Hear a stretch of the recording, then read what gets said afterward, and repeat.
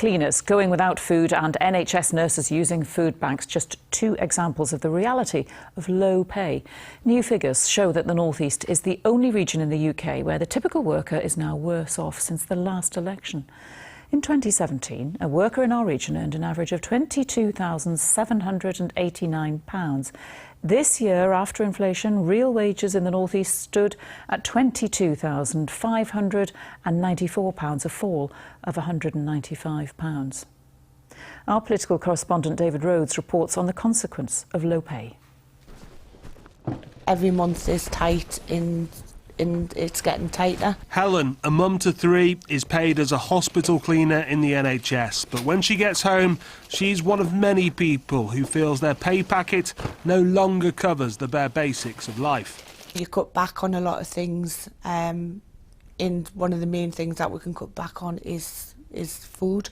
Helen reflects a growing group of people in society. Both her and her husband work full-time. They don't rely on benefits, but life seems to be getting harder. It does get to you after a while, because you think, well, you're working full-time, what is the point? Because you're thinking, well, I'm working, my husband works, and we're still struggling. And Helen is not alone. From 2010 until 2017, pay rises for the public sector were either frozen or capped below inflation. We've got staff that's had to use food banks. They're very ashamed about it, but what other alternative have they got? So what we try and do is we try and get the food for them, take it to their cars, so nobody knows. All the NHS workers we've spoken to in this piece are part of the trade union UNISON. We're seeing families getting deeper and deeper into debt. And the leader of the Trade Union Congress says in-work poverty is now our region's biggest economic challenge. What we're seeing is more and more children in poverty, but what's also worrying is that a bigger proportion of those children have mums and dads who are working, and often all the hours that God sends, and yet they still can't earn enough to lift the family out of poverty. Since the last election in 2017, the North West, which includes Cumbria, has seen the biggest pay increase for typical workers, with incomes rising before tax by £689.